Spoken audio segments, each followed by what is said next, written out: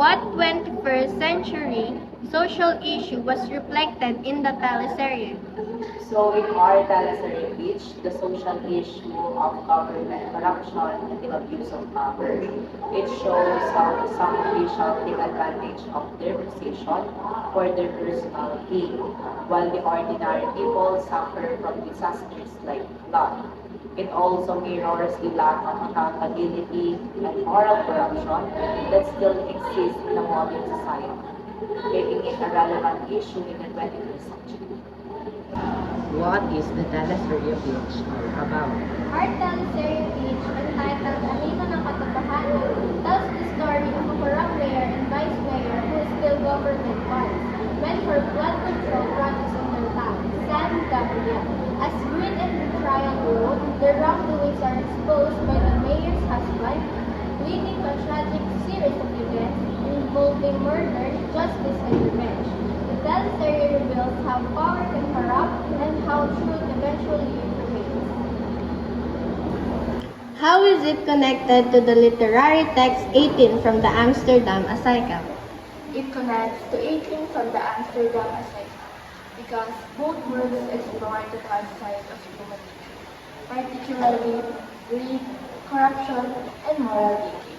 Like the literary text, our teleserye shows how individuals are consumed by their own ambitions and how their choices lead to downfall and guilt.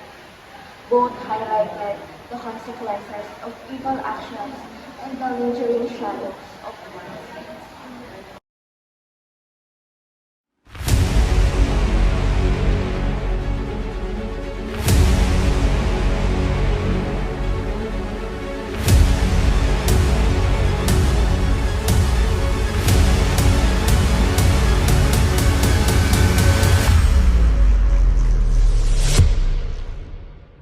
Ngayon, kasalukuyan na natin nakikita ang alaga ng mga sa bayan ng Kung kayo mag-alala at magkakaroon po ulit ang sisimula at gumagawa ng paraan.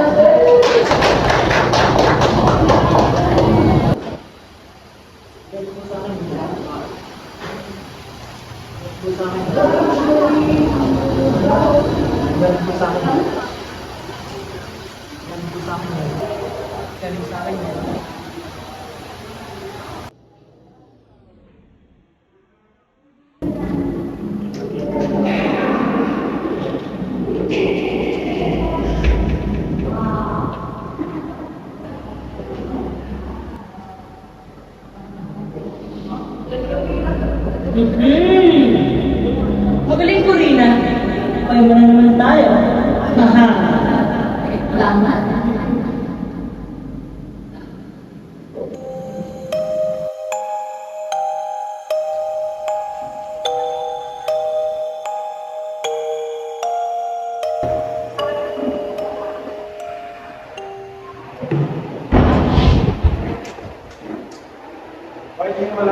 Huwag ka makahinga! Nagtrabaho ako! Di ka tulad mo! May trabaho ka na nga, pero kakang nilasal yung inuubing mo!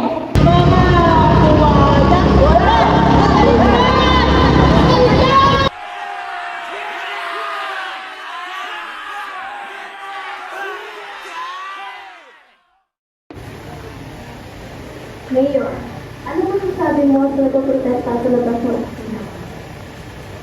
Unang-una sa lahat, huwag kayong mag-alala dahil ginagawa ko na kaya kayo na may gawa nito kumagana. Ibalik ko sa akin.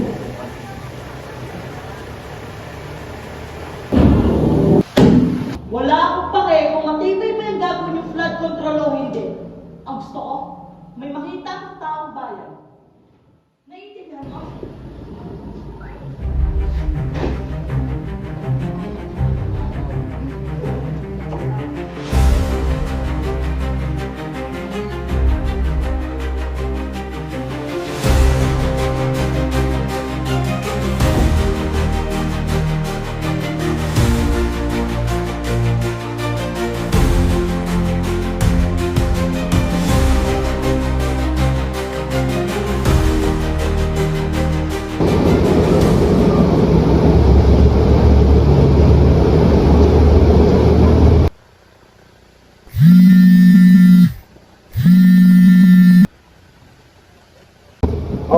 ebidensya. Dito tayo.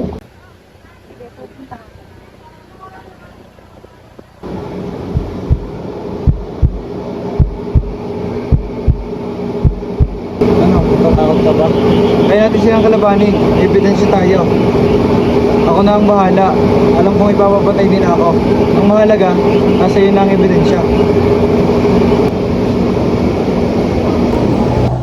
Nandito ako upang sabihin lahat ng ginagawa ni Mayor Rafael at sarili kong asawa. Nandito ang ebidensya. Ano yun, Corina? Bakit mo hinala ng asawa mo? Huwag ka mag-alala. Magagawa naman natin ang paraan, di ba? Oh, magagawa natin yung naman. Ikaw, Isabel. Ikaw, magagawa. Ikaw gagawa nun! Naiintindihan mo?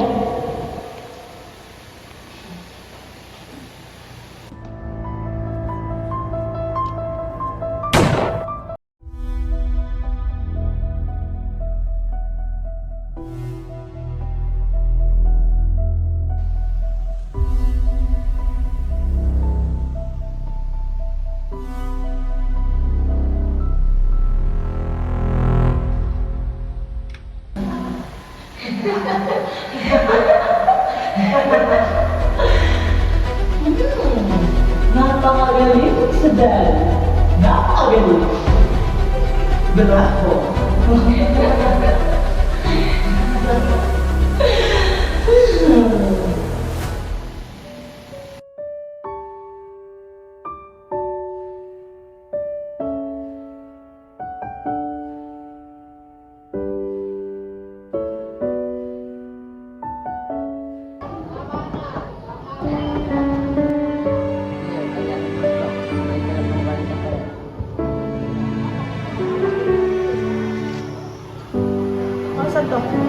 Gusto namin kayo.